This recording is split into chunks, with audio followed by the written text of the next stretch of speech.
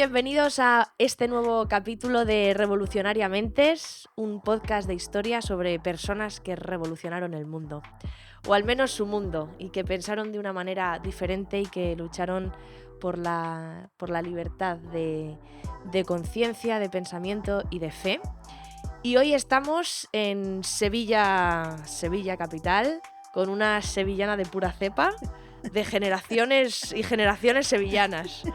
Estamos con Eulalia Rodríguez González, Lali. Qué guapa eres, Lali. Te lo llevamos diciendo desde que hemos entrado. Gracias. Qué bueno es tener hermana.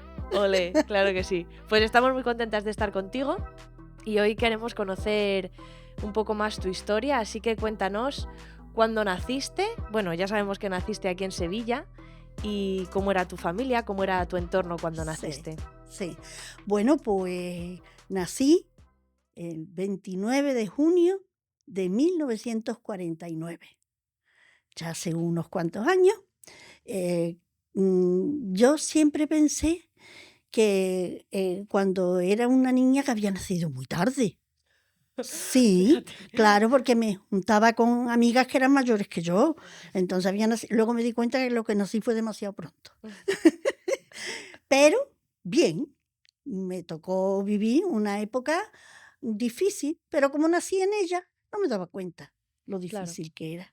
Así que sí, nací en Sevilla, toda mi familia es de Sevilla. Mi abuelo un poquito más alejado porque eran de un pueblo de Guillena, que está a 20 kilómetros de Sevilla, pero que se vinieron pronto a trabajar aquí y a Sevilla, y entonces pues aquí hemos vivido siempre. Mi entorno familiar era amplio y muy unido. Qué bien. ¿Por qué digo lo de muy unido? Porque todos vivíamos en la misma casa. Unidísimo. Sí, ¿y por qué era amplio? Porque fuéramos tantos, pero éramos 9. Y claro, 9 son muchos para vivir todos juntos, no siendo padres e hijos nada más, sino que éramos los abuelos, en fin. Bueno, lo que solía ocurrir en aquellos tiempos duros y difíciles. ¿Qué cosas eran difíciles de ese tiempo que a lo mejor no te dabas tanta cuenta en el momento, pero que luego has podido ver que sí que era duro? Bueno, no sé si será apropiado para explicarlo, pero yo siempre cuento mi vida. La diferencia en mi vida yo las cuento por los baños. Fíjate qué cosa. Es algo bastante gráfico. Es apropiado, no te preocupes. Entonces, Todos vamos al baño. bueno, es que resulta, yo nací y viví durante 16 años en una casa de vecinos, un corral de vecinos, en el que no había baños particulares, eran comunes. Claro. El que nosotros utilizábamos, lo utilizaban 50 vecinos. ¡Ostras! Entonces, esos fueron los 16 primeros años de mi vida. A partir de los 16, mis padres pudieron alquilar una vivienda aparte y ya nos fuimos los hermanos y los padres a vivir a otro lugar. Y allí ya teníamos un baño solo para la familia. Bastante bien, de 50 a 9. Bueno, a 5, lujo. ¿no? A 5, ya éramos bueno, nada más 5, que, vale, claro, vale. los 3 hijos y los padres. Entonces, claro, el cambio fue grande. De ahí pasé, ya con 26, 27 años, a tener ya no solo un váter, por así decirlo, sino a tener para toda la familia un cuarto de baño completo. Ah, porque lo de antes no No, era. era solo era el váter. Entonces, un cuarto de baño completo. Y luego ya más adelante, yo ya le dije a mi madre, mamá, yo creo que tengo 30 años, creo que me podía ir ya a vivir sola aquí. Mi madre, tú te puedes ir donde te dé la gana, pero el dinero que no falte en la casa. Entonces yo ya, pues me fui a vivir sola y ya tenía un cuarto de baño para mí sola. Lujo total. Y más adelante, ya siendo ya una persona ya más que adulta, por así decirlo, pues terminé teniendo 2 cuartos de baño para mí. Así que de tener, imagina la diferencia, de tener un váter comunitario con 50 personas a tener 2 cuartos de baño para mí sola. Me ha encantado, me ha La resultado ilustración. la mejor Explicación. imagen así histórico-gráfica. Sí, bueno, pero y eso era para todo el mundo, no era para mí Sí. sola, todo el mundo Mm, ha pasado en esos extremos, ¿no? mm, Así que esa fue mi ya. infancia. Claro, porque naciste en plena posguerra, en unos años muy duros donde Todavía, España. sí, sí, Sí, sí, todavía estaba la posguerra, claro, sí, porque sí. no terminó hasta el año 52, creo Mm, que fue, mm. que terminó. Entonces, sí, sí, sí, fue Sí, un todavía tiempo. años muy duros. ¿Y cómo era tu entorno familiar a nivel religioso? Pues a nivel religioso, Sevilla, la religión, aquello era obligatorio sí o sí.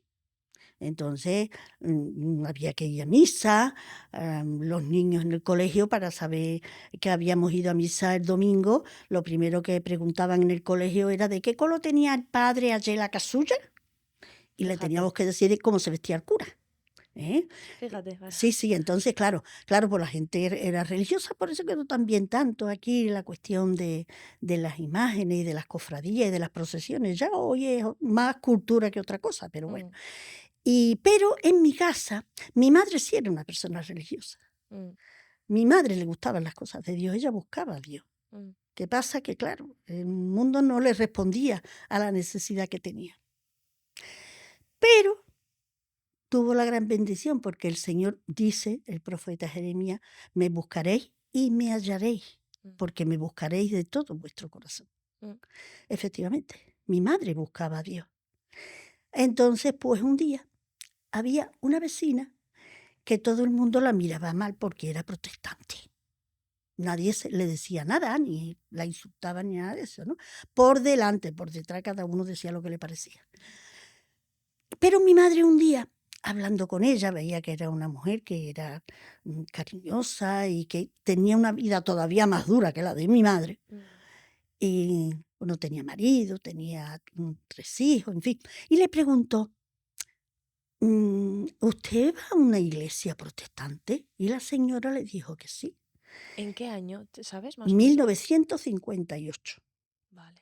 Yo tenía 9 años recién cumplidos. Ujú, Y entonces, y la señora pues le dijo, sí, claro. Dice, pero allí puede ir cualquiera porque claro, como está prohibido. claro. Y le dijo la señora, bueno, está prohibido por los demás, pero no por nosotros. Claro que sí. La idea es que vaya todo el que quiera conocer a Dios. Mm, Un poco más a fondo. Siempre había que tener mucho cuidado con las palabras. claro. Y bueno, ¿y cuándo puedo ir? Entonces, pues le dijo la señora, "Pues, nosotros vamos los domingos por la tarde. Si quiere el domingo viene conmigo". Mm, Dice mi madre, pues el domingo voy. Así que el domingo a las 6 de la tarde, mi madre estaba en la iglesia en la calle Beatriz de Suabia, que estaba bastante distante de donde vivíamos nosotros, para escuchar lo que hacían y ver lo que hacían los protestantes. Cuando mi madre escuchó la palabra de Dios, volvió a casa diciendo, ahora sí he encontrado la verdad. Y desde aquel día mi madre procuró no faltar nunca los domingos. Mi madre trabajaba en la pirotecnia militar mm, y bueno, era un sitio bastante difícil también. Nosotros estábamos, las hermanas, mi hermana y yo, estábamos en un colegio de monjas, mm. mi hermano con los curas, los escolapios, en fin, lo que había en toda la época, ¿no? ¿Cómo recibió tu padre, toda la familia, el hecho de que tu madre iba a una Eh, iglesia protestante? sí, sí, sí. Bueno, la verdad que, bueno, mi padre se metía poco, porque mi Mm, padre siempre consideró que su mujer era bastante inteligente para saber lo que hacía. ya, Entonces él se metía poco. Como además él no participaba con nada, ya. pues entonces tampoco consideró que era otra cosa más. Mm, Pero claro, los abuelos, mi tía, mis tías, el vecindario, claro. pasaba una cosa curiosa. Cuando a mi madre la querían insultar, no le decían cosas duras, raras o feas, le decían judía. Fíjate, Ya está la judía hablando. Mi fíjate. madre decía, gracias, judío era Jesucristo y murió por mí. Ella lo aprovechaba todo, ¿no? Pero bueno, claro. Pero bien, como siguió viviendo de forma natural y normal, pues seguíamos adelante. Mm, Entonces, eso sí, ya desde el primer día ella dijo, mis hijos vienen conmigo. mm, Así que mi hermano, que tenía 10 años, yo, que tenía 9 años, y mi hermana, que tenía 7 años, mm. íbamos con ella. Y los domingos por la tarde, para escuchar el culto. La escuela dominical era por la mañana, pero claro, mi madre no podía ir por la mañana y por la tarde, ella que trabajaba toda la semana era imposible, Ya. no podía, no tenía mucho tiempo, no podíamos ir, pero venía un hermano los jueves por la tarde, que no teníamos colegio, porque antes el descanso de los niños del colegio era el jueves por la tarde, no era el sábado. Ah, no lo sabía. Sí, cuando yo era niña, el descanso de colegio lo teníamos el jueves por la tarde. ¿Y el sábado teníais clase? Claro, mañana y tarde.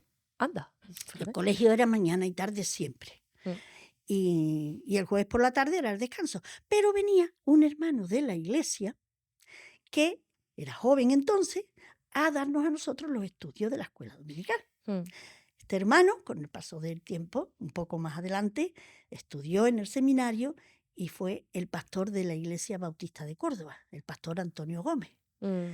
Un hombre, bueno, muy importante para los evangélicos en España. Pues este hermano venía a mi casa a enseñarnos, darnos la escuela dominical. Él venía en una moto y cuando ya éramos más mayorcitos, si no podíamos ir a la iglesia, él hablaba con mis padres y les dijo, bueno, yo puedo venir cada domingo y llevarme a uno en la moto. Entonces nos peleábamos los hermanos, llevábamos la lista para ver a quién le tocaba el Aquí día que venía al pasto para llevarnos en la moto, ya. que no era lo habitual. Así que ese era nuestro entorno en el que comenzamos en la iglesia. ¿Y cómo vivías, como niña el hecho de ser, no sé, protestante? ¿Te sentías diferente? ¿Te hacían sentir diferente en el cole? ¿Qué pensabas? Bueno, al principio nadie me hacía sentir diferente porque nadie lo sabía. Mm, Yo era la que me sentía diferente. ya, ya. Yo me consideraba porque yo conocía más de Dios hasta que de las monjas. Cuando dábamos la clase en el colegio, dábamos la clase de religión, yo era la que le hacía las preguntas a la monja, Claro. porque claro, yo sabía qué preguntarle. Mm, Y la monja me contestaba a mí, muchas veces me decía, bueno, deja preguntar a las demás que también tienen derecho. Las demás estaban encantadas de la vida porque no tenían ni idea de lo que preguntarle a la monja. Y claro, y yo era la que me sentía. Es más, mi madre siempre tuvo la preocupación por causa de lo que pasaba con el colegio, porque nos podían expulsar del colegio, mm, sobre todo cuando en el colegio nosotros éramos de las que no pagaban. Los colegios, entonces, no había colegios gratis y colegios, o sea, no había colegios públicos y ya, colegios religiosos, era todo de lo mismo. Pero claro, los colegios que eran de gente pudiente estaban obligados a tener un lugar para niños pobres que pudieran ir aprendiendo. Entonces, al colegio que yo iba, nosotros pertenecíamos a ese grupo, es más, entrábamos hasta por puertas diferentes.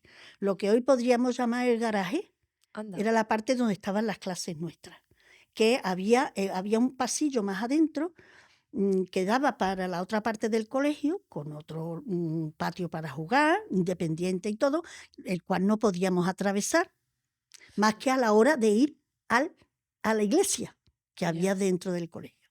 Entonces, y claro, nadie sabía. Y mi madre nos enseñaba que decía, por favor, siempre que no sea imprescindible, hay que hablar de Dios en todas partes, del Señor Jesucristo, por supuesto, pero no entrar por la puerta diciendo que vamos a una iglesia protestante porque os echan del colegio. Ya, Y cuando te echen del colegio ya no entras en ningún otro. ya. Así que nada. Y tengo una experiencia que me ha acompañado toda la vida, Mm, desde que tenía 10 años. Yo tuve con 10 años, por aquello de que la alimentación no era buena, mm, en fin, las cosas que pasaban. Yo tuve una escoliosis, tuve una desviación de columna muy grande, muy grande. Entonces, claro, otro problema más para la familia, ¿no? Y los médicos, pues me pusieron un tratamiento de calcio, unas inyecciones que me tenían que poner todos los días.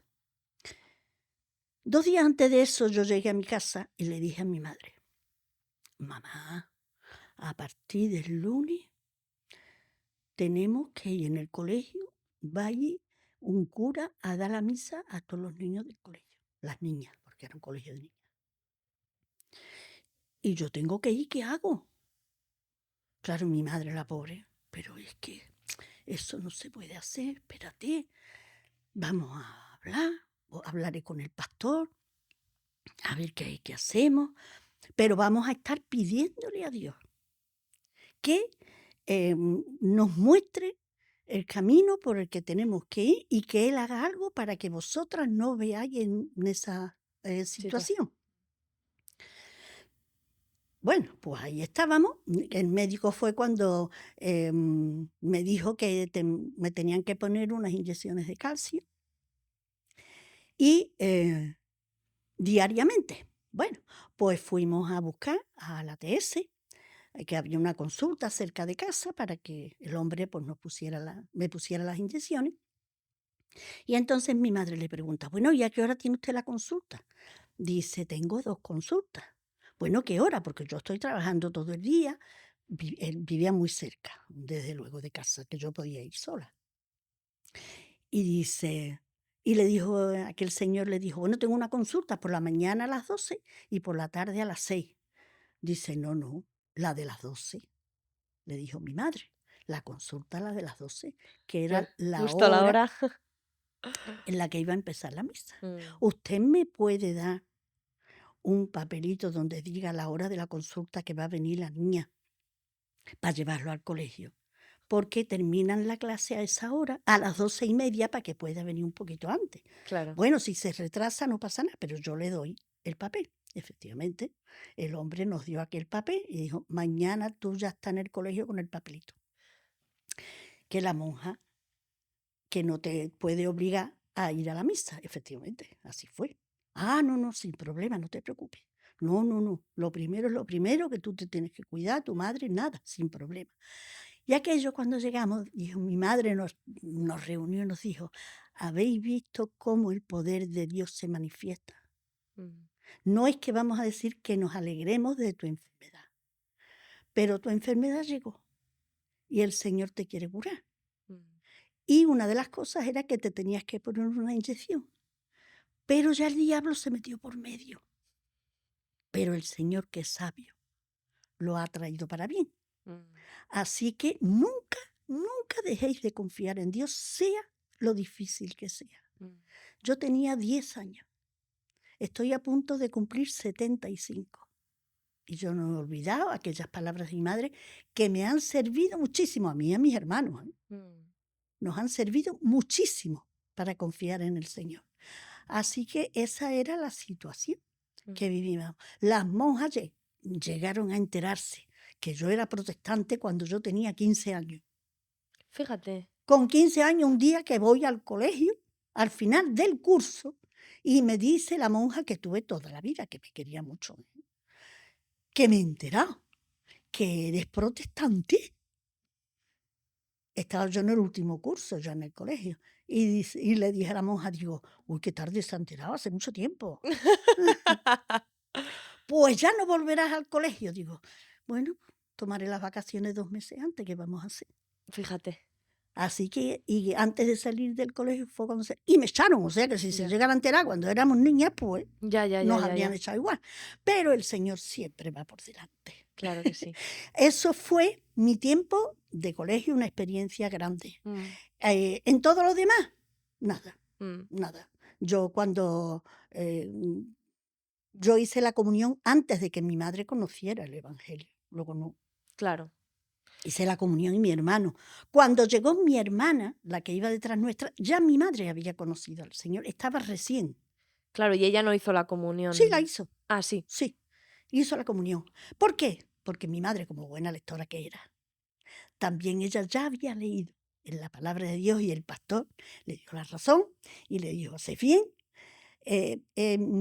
Ya había leído cuando Naamán el sirio quedó sano, él le dijo al profeta, bueno, yo soy quien acompaña al rey cuando va a hacer los sacrificios al templo. ¿Qué hago? Ya, Y él le dijo, por cuestión de tu cargo, tendrás que seguir haciéndolo, claro. pero tú no ofrezcas sacrificio. Mm, Entonces mi madre dijo, por razón de la situación, no lo podemos evitar, pero una vez que aquello se acabe, se acabó. claro, claro, claro. Así que, y gracias a Dios, pues también aprendimos mucho Mm. sobre eso. Pues sí, al final cada uno iba Sortear, sorteando claro, y viviendo como iba efectivamente, pudiendo, ¿no? claro. ¿Qué recuerdos tienes de la iglesia? Pues verás, cuando ya empezamos a ir a la iglesia, claro, aquello era tremendamente diferente, ¿no? Mm, Yo jamás en mi vida había imaginado. Mi madre, que llegó en septiembre del año 58, y allí encontró la verdad. Ella lo primero que quería hacer era, ¿cuándo voy a bautizarme? Y el mm, pastor le decía, en cuanto estés segura de lo que has encontrado y que sea verdad, porque la vida cristiana es dura. Uno no puede volverse atrás, porque luego vienen los problemas. Yo sé lo que son problemas, decía mi madre, y precisamente lo que no quiero es seguir viviendo con problemas. mm, Por eso es que quiero entregar mi vida al Señor. mm. En ese intervalo llega un día la policía. El pastor vivía en la segunda planta, entre la primera y la segunda planta del edificio. En la planta de abajo era donde se reunía la iglesia y la familia pastoral vivía en la planta de arriba. Llegó la policía y cerró la iglesia, la precintó. La iglesia de De Beatriz de Suabia, Beatriz de en el Suabia, barrio de Nervión. que ya hemos hablado en otro programa Sí, sobre esta iglesia, que se había efectivamente. comprado una casa y demás. Efectivamente, se compró aquella casa y allí se empezaron a tener los cultos, ¿eh? Mm, Porque había grupos de personas que se reunían en otros lugares y para estar todos juntos fue que se compró aquella casa, mm. que está muy cerca de donde está el campo del Sevilla Fútbol Club. Mira, Sí, sí, porque allí cuando el Sevilla marcaba se escuchaban los goles, cuando estábamos en el culto. Y allí fue y llegó la policía, que la iglesia tenía aproximadamente, yo calculo que como 5 o 6 años como mucho tenía la iglesia allí de tiempo. Llegó la policía y cerró, mm, clausuró el templo, entonces no se podía entrar. lo precintó, ¿verdad? Sí, sí, sí, tenía allí sus 3 precintos, como suele poner la policía, que hoy llega cualquiera y los rompe y entra y no pasa nada. No, entonces no. Entonces no se podía hacer eso porque entonces ya no es que no entrabas en la iglesia, de donde no salieras de la cárcel. Ya. Y así que, claro, aquello no se podía tocar. Claro, ¿qué pasaba? Que había hermanos, entre ellos mi madre, que quería bautizarse y ahora ¿qué hacemos? ¿En el 58 fue esto Sí, también? sí, a final del 58. Ujú. Porque entonces no se decía, cuando llegue el verano te bautizas, no, si había que enfriarse, que no el agua fría luego, no pasa nada. Porque teníamos el bautisterio dentro del edificio. Uno no se podía bautizar donde quisiera, no había 500 iglesias como hoy que cualquier Ya, niño los llevan a cualquier lado y ya está. No, no, ya, ya, había lo que había. ya. Así que, claro, no se podía. Pero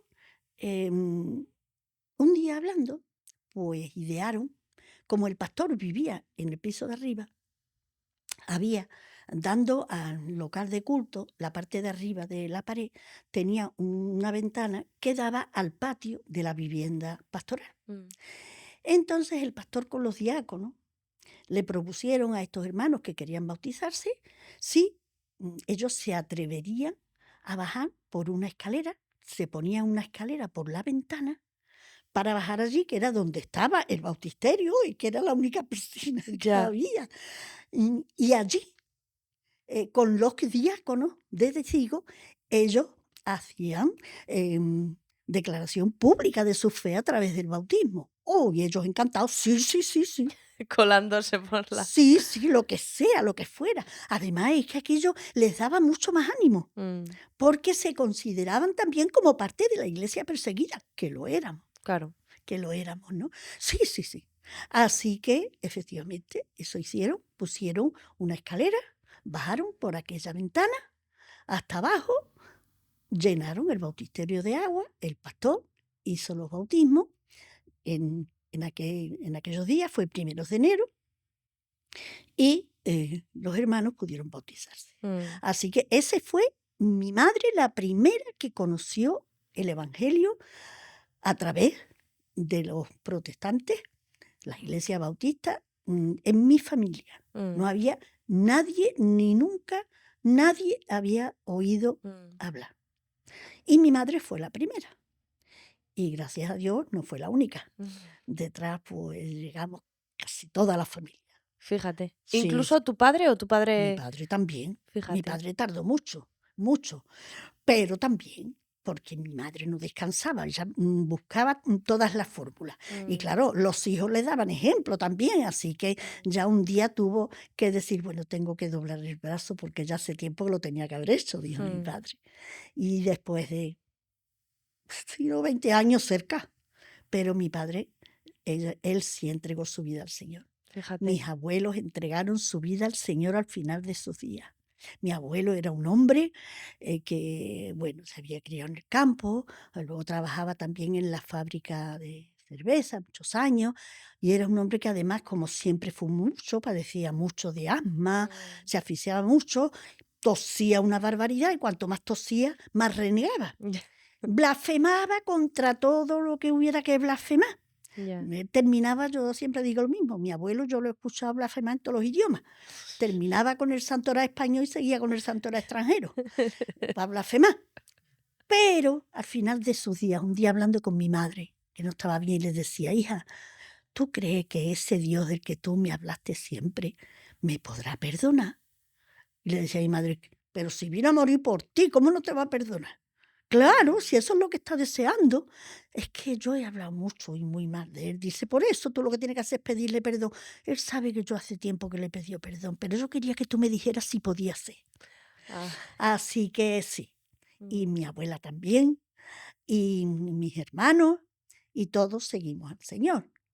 Ya mi madre nos llevó a los pies del Señor, que era lo único que podía hacer, enseñarnos la palabra, hablarnos de Dios, decirnos cómo hay que hacer para seguir a Cristo. Y el Jueves Santo de 1964, yo tenía 14 años, yo entregué mi vida al Señor, personalmente.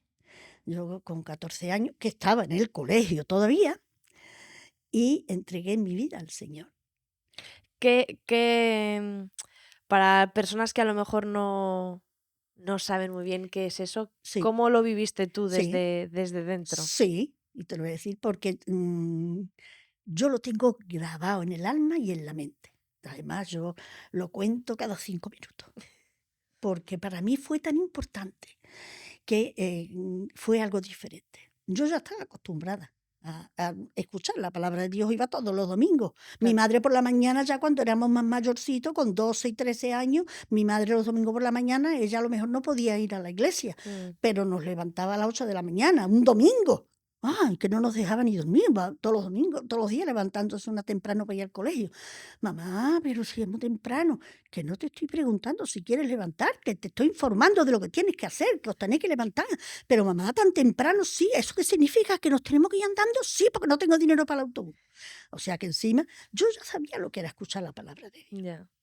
Pero aquel día fue diferente, porque nos había venido un pastor de visita, nos habíamos quedado sin pastor, el pastor que teníamos había marchado para Alicante, porque era de allí. Pero vino un pastor que se invitó, don Alfredo Mira, pastor, que entonces era joven, y vino a predicar en Semana Santa. Y él estuvo predicando acerca, claro, en Sevilla, Jueves Santo, precisamente acerca del sufrimiento de Jesús ese Jueves Santo y ese Viernes Santo. Y cómo las manos de Jesús, empezó a hablarnos de la bondad de las manos de Jesús. Que nunca al que estuvo cerca le faltó de nada, porque él estaba atento. Y sus manos siempre fueron de bondad. Siempre fueron unas manos que entregaban solo el bien. Y de aquellos mismos que recibía el bien, lo único que recibió fueron negaciones y malas palabras, hasta llegar al extremo de que aquellas manos fueron atravesadas por unos clavos y él no se ofendió por eso ni rechistó, sino que lo aceptó. Y el pastor decía, y esas manos bondadosas fue por ti, por los que fueron clavadas en aquella cruz. A que tú has recibido de todo. Claro, yo me acordaba las cosas que habían pasado en mi casa, que lo habíamos pasado muy mal, por los años que nos tocaba vivir. Y sí, la verdad que yo recordaba cómo mi madre oraba a Dios y había respuesta. Y entonces decía, pues ahora lo que quiere es rescatar tu alma de las garras de Satanás, porque es otro que te tiene bien agarrado. Decía, a que tú no sientes que estás ahí en el... Yo parecía que me estaba hablando a mí, como si no hubiera nadie en la iglesia aquel día. A que tú sientes que te está agarrando ahí al banco, que te aprieta con sus brazos agarrándote al banco para que tú no te levantes, para que todo el mundo vea que tú aceptas el sacrificio de Jesucristo. Claro, y es que yo por dentro decía, es que eso es lo que me está pasando. Y decía, pero Jesucristo es más fuerte. ¿Por qué? Porque sus manos bajaron de la cruz, resucitó y ahora están extendidas esperando que tú te agarres a sus manos. Me agarré a sus manos, me puse de pie. Y desde aquel día hasta el día de hoy le sirvo. No he tenido mayor amor ni más importante decisión en mi vida. Nunca. Que aquel día, Jueves Santo, que así no se me olvida, de 1964. Y hasta hoy. Y eso es lo que hago, diciéndole a otros cómo encontrar, esto como se suele decir. Es un pobre que ha encontrado pan y va y le dice a otros dónde puede encontrarlo. Claro. Así que, y hasta hoy. Qué Esa bonito. fue mi vida cuando era niña. Ya luego, claro, pues ya pasaron los años, ya pues yo ya me dediqué al conocimiento de la palabra, empecé a estudiar la palabra del Señor a fondo, hacía muchos cursos en la distancia, tuve muchas bendiciones. Ah, un detalle, fíjate que me pasó ya después de conocer al Señor, es que yo mi vida con el Señor, todo han sido alegrías y premios. ¡Qué alegría! Sí, te voy a decir otra cosa, mira, yo no conocía la playa. Yo tenía 15 años, no, 13 años, yo no conocía la playa. ¿Por qué? Porque, hombre, la playa está Claro. cerca. Aquí la playa, hoy todo el mundo conoce la playa porque está a 1 hora de distancia, pero cuando yo era niña era como si estuviera Ya, a miles de kilómetros. en otro planeta. Claro, ni había dinero para ir a la playa, ni medios, nada. Pero en la iglesia, que tanto se preocupaban por los niños, pues la Unión Bautista hacía campamentos nacionales, que se llamaban y se siguen llamando, para que los niños se pudieran juntar de toda España en un campamento y pudieran ir. Claro, ¿cuál era el problema? Que los campamentos eran en Denia, Alicante. Bueno, eso no nos pasaba ni por la cabeza. Pero un día llegó el pastor diciendo, bueno, aquí hay una buena noticia, que en la Unión quiere pagar el campamento de los niños que quieran ir. ¿Pero dónde? Pues Alicante. Claro, las madres se ponían las manos en la cabeza, pero Alicante, ¿pero cómo van a ir hasta allí? Si el tren tarda un día entero en llegar, porque no existía el AVE todavía. Y entonces, sí, bueno, pero no van solas, porque una de las maestras las acompaña y van hasta allí, y van a estar 1 semana. Yo tuve la bendición de ir por primera vez a la playa, a Denia, a disfrutar de unos campamentos. Fíjate. Así que por eso digo, todos fueron bendiciones. Eso te hace ver lo grande que es el mundo, aunque sea nada más que 700 kilómetros, de que en tu mundo no se resuelve a donde tú estás, sino que es Ya, mucho más amplio y hay mucha más vida y se claro. conoce mucho y fue una gran bendición. Por eso digo que dentro de todas las situaciones, cuando uno quiere ver la mano de Dios, la ve. Y eso es lo que te da la fortaleza para seguir adelante. ¿Hacíais campamentos o retiros Aquí no, dentro de la... No, no. Todo aquí no había dinero para claro. nada de eso. Bueno, y es que tampoco podíais, si estabais Claro, viviendo ahí como claro, tú date a cuenta, escondidas. hombre, tú date cuenta que mi padre pertenecía a la construcción. Ujú, ¿Qué te digo yo? En invierno, el día que llovía no trabajaba, y si no trabajaba no cobraba. Ya. O sea que, gracias que podíamos comer, mm, que las madres trabajaban mucho, ¿no? Ya, Y trabajaban más que ahora y por menos dinero todavía, que parezca increíble. ya. Y bueno, y por eso, y la familia pues, se ayudaba, Claro. como ahora. Sí, Que sí, no es sí. nada nuevo lo que pasa ahora, por desgracia. ¿Cómo fuiste viviendo el correr de los años, Sí, los diferentes cambios políticos, sí, cómo afectaba a vuestra sí. vida Pues afectaban mucho, y a la iglesia mucho. también? Y bueno, yo viví dentro de una familia trabajadora.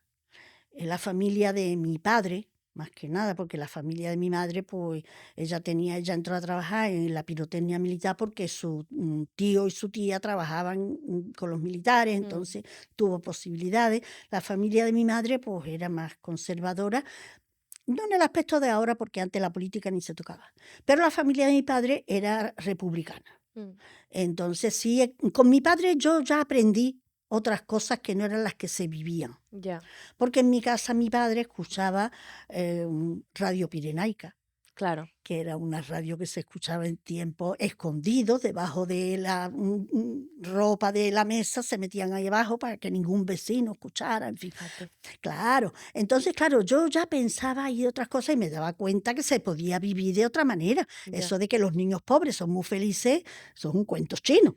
ya, Son felices porque no había otra cosa, pero en cuanto te enteras que hay otra cosa, ya no eres tan feliz. claro. Entonces, eso pues también influyó en mi manera de ser, Mm, influyó en mi manera de ver la vida, ¿no?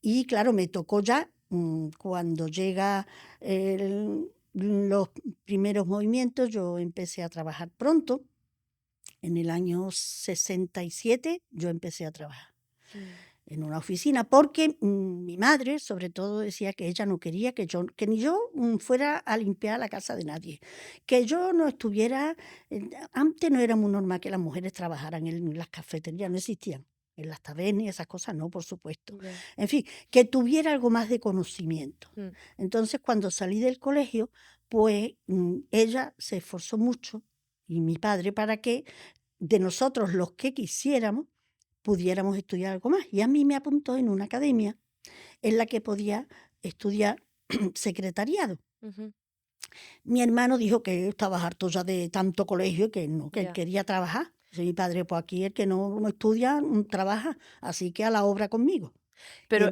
eran muy abiertos tus padres, ¿verdad? Porque no era tan común que padres no, de esa época quisieran que sus hijas mujeres estudiaran. es mi madre. Es que Es era que mi eso, madre era diferente. ya, La verdad. A ella le gustó siempre mucho estudiar ya. y por desgracia no pudo. Pero como tenía unas tías segundas que eran monjas, ella estudió con las monjas mucho Mm, y el dolor de su alma era no haber podido estudiar una ya, carrera.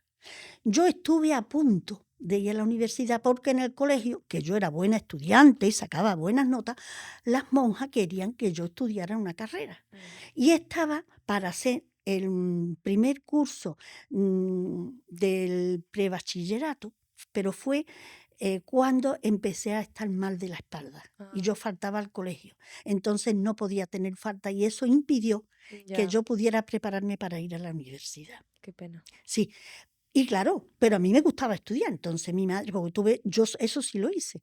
Mi hermana pues tampoco era de mucho estudiar y entonces iba, venía, pero no se afianzó a fondo, pero yo sí, porque a mí me gustaba. Y eso me ayudó luego en mis trabajos también. Y aprendí todo y lo aprendí bien. Mm, Y yo empecé a trabajar en el año 67 primero. Yo mm, me busqué un trabajito en el que me pagaban nada y menos, pero bueno, yo siempre me dije, pero aprendo. mm, Y mientras tanto, pues yo iba viendo a ver dónde más podía trabajar. Luego me encontré con otro trabajo que estaba mejor, allí que me fui. Y yo era la secretaria del jefe. mm, Y ya tenía yo 18 años. Mm. Y hasta los 19 y algo que estuve allí. Y ya luego, pues yo no había perdido, yo seguía yendo a la academia todas las tardes. Y entonces en la academia un día me dijeron, hay unas oposiciones para una empresa muy importante de seguro. Y preséntate, que tú estás muy preparado y somos nosotros los que te vamos a presentar. Efectivamente, me presentaron, saqué muy buenas notas en el examen que me hicieron ujú, y por ahí sin problema. Problema lo tuve, hablando de la situación que seguía 1969. Mira, porque el sindicato vertical, que era lo que había entonces, sindicato se le llamaba así, vertical porque venía de arriba para abajo. no de abajo para arriba, los de abajo no hablaban. Entonces, pues también tenían que hacer teleexamen, ese era más político que otra cosa, para saber lo que entraban en las empresas. Ya. Claro, y me acuerdo que una de las, me pusieron, tenía que hacer 2 escritos. Uno era sobre el descubrimiento de América. Yo intenté ser lo más lógica posible, porque claro, todo era bastante tendencioso, Qué fuerte. pero bueno, como yo ya había estudiado y yo ya conocía un poco más, y mi madre había aprendido muchísimo, me enseñó mucho, sobre todo me hizo leer mucho, lo mismo mi madre que mi padre. El primero que me regaló a mí un libro fue mi padre. Tenía yo 7 años, que me regaló La Vuelta, no, sí, La Vuelta al no, sí, La Vuelta al Mundo en 80 días fue. Oh, me encantó. Ese fue el primer libro que leí. Pero luego me tuve que leer los episodios nacionales de don Benito Pérez Galdós. Hombre. Oh, claro, ahí se aprende mucho, Sí. incluido en los tiempos franquistas. Ujú. Y entonces, claro, bueno, pues yo me hice aquel escrito sobre el descubrimiento de América, en fin, bien.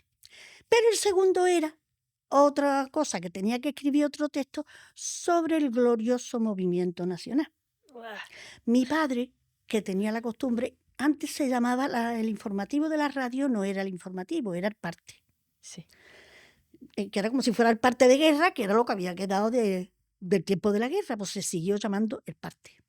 Pero cuando terminaba el parte, automáticamente mi padre apagaba la radio. ¿Por qué? Porque al final se terminaba con el Calarzo. Claro. Y mi padre decía que en su casa aquello no sonaba. Entonces, claro, tenía que escribir sobre el glorioso movimiento alzamiento nacional, pues como que me parecía a mí demasiado fuerte hasta poner título. Ya. Así que ni tan siquiera hice mención. Bueno, pues nada. Al otro día tuve también una entrevista con un psicólogo para saber cómo pensaba, no sé qué, y también ya me preguntó si me gustaba el cine, qué clase de película me gustaban. Si, como tenía 19 años, que sí tenía novio, que yo a dónde iba los fines de semana, que si pensaba casarme y tener hijos. Madre mía. Yo le daba una de cal y otra de arena hasta que ya me harté. Y ya le dije, vamos a ver, que yo aquí lo que vengo es a trabajar, no contarle a usted mi vida, que no le importa. Claro. Así que, ¿qué pasa? Yo he hecho ya 3 exámenes y en todos estoy sacando buena nota, así que de aquí para adelante no me pregunte usted, pues no le voy a contestar. Claro, ¿a eso a qué me llevó? A que todo el mundo ya supiera quién era yo. Ya.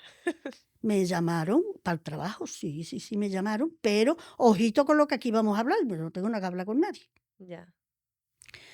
Bueno, pues en la época que había, pues lógico era que también surgieran situaciones difíciles. Ya. En el compañerismo, en la manera de cómo te trataban. Yo entré en un departamento que se llamaba el departamento mecanográfico, no habíamos nada más que mujeres escribiendo a máquina, porque los hombres estaban sentados cada uno detrás de una mesa haciendo cosas y venían a mandarte y a decirte lo que tenía que hacer. En fin, bueno, hasta que ya con el paso del tiempo ya una iba metiendo el freno y ya, bueno, iba cambiando en lo que se podía la situación. Y ya está, claro, a eso que me llevo, por así decirlo. Voy a cumplir 75 años. Hombre, no soy ningún callo, soy guapita, ¿no? Y con 20 años era más guapa. Pero claro, yo llegué a la conclusión de que los hombres me temían, porque claro, para todo tenía una respuesta. Mi madre me decía, a ver cuándo dejas tú de ser la última en responder, que yo también quiero hablar la última. Y claro, ¿no? En Vaya fin, dos. sí, pero no importa, me salía de dentro. Incluso antes de morir Franco, ya existían los sindicatos de clase, existían, aunque estaban ocultos. Ya. Bueno, yo pertenecía al sindicato de comisiones obreras, aunque estuviera oculto. Claro. Yo los encontré, estuve con ellos. Cuando ya llegó la democracia, ya murió Franco, y ya los sindicatos, que fueron los primeros, pues yo pertenecía al sindicato, yo era el enlace sindical de mi empresa, yo era la que discutía los convenios, en fin, todas las cosas. Bien. Buscando la justicia como Dios Bueno, busca la porque justicia. yo sé lo que era vivir de mala manera. Claro. ¿Qué pasó? que yo había descubierto a los profetas menores. Esos son unos sindicalistas. Claro, a mí aquello, la palabra de Dios, yo siempre le digo a todo el mundo que si alguien quiere buenos consejos, que lea la Biblia. En la Biblia encuentra unos consejos para todo. Y no porque te convengan a ti a lo que tú piensas, no, es que te va dirigiendo Dios al conocimiento. Y claro, yo cuando escuchaba a los profetas decir que los que mandaban eran injustos, digo, bueno, es que son injustos, que no puede haber gente que se muera de hambre, que trabajen de sol a sol, y otros que no hacen nada, pues encima maltraten a los que están por abajo. Y bueno, yo ya luego con el paso de los años ya aquello quedó en segundo plano, y ya que lo hiciera otro, los otros que venían detrás no tenían mucho interés por la lucha obrera, pero bueno, ya cada uno, ya con sus vidas. Pero sí, la verdad que me influyó mucho, aquel tiempo me influyó muchísimo en mi manera de actuar y conforme a lo que la palabra de Dios decía. Claro, en el trabajo yo me llevaba bien con las dos partes. Lo mismo con mis compañeros que con los directores. Yo cuando alguien tenía un problema me decía, ay, ¿por qué no vas tú que te llevas muy bien con el director? Digo, vamos a ver que el director no se coma a nadie. Se puede hablar con él como con cualquiera, lo que hay es que tener argumentos de por qué se le piden las cosas, pero no pasa nada, y venga, vamos los dos. Y ya está, y que la gente fuera aprendiendo, ¿no? Y siempre me llevé bien. En aquella empresa estuve, gracias a Dios, 40 años trabajando. Fíjate. Sí, 40 años. Ya cuando cumplí 60, digo, yo tengo ya muchas cosas que hacer y muy pocas ganas ya de trabajar, que no tengo mucha fuerza. Y entonces pedí en la empresa que me permitieran que pudiera jubilarme. Me dijeron, no puede ser, porque entonces además te va a quedar poco dinero. Digo, de lo que me quede me encargo yo. Pero bueno, la empresa sí lo aceptó, que yo me pudiera ir. Incluso me hicieron un buen regalo. Qué bien. Sí, sí. Me dijeron, bueno, te lo mereces. Si tú estás dispuesta, pues no hay problema. Y gracias a Dios que ya llevo jubilada, pues hará 15 años pronto, me sigo llevando bien con los compañeros que quedan. Y a los nuevos los voy conociendo. O sea que con la palabra de Dios se puede llegar a todas partes con alegría y con tranquilidad, porque es el Señor quien nos preserva. Así es. No es nadie, de verdad. Qué bueno, Lali. Nada más que el Señor. Eso con respecto a esa vida pública. Con respecto a mi vida espiritual, pues sí. Yo con el Señor siempre me llevé bien, aunque muchas veces me hiciera trabajar demasiado. Porque claro, tenía que trabajar, tenía que estudiar, porque me preparaba para poder enseñar la palabra del Señor bien. A mí me gustó siempre enseñar. Yo lo de predicar nunca fue lo mío, pero la enseñanza siempre me gustó mucho, siempre. El poder enseñar a las personas cómo se entiende a Dios. Yo le decía, no asustaros tanto, digo, nunca nosotros vamos a llegar a comprender a Dios. El Señor es tan bueno que Él baja su nivel hasta donde estamos nosotros. Por eso es que lo comprendemos. Porque si tenemos deseos, el Señor nos enseña directamente. Y eso es lo que he hecho durante toda mi vida.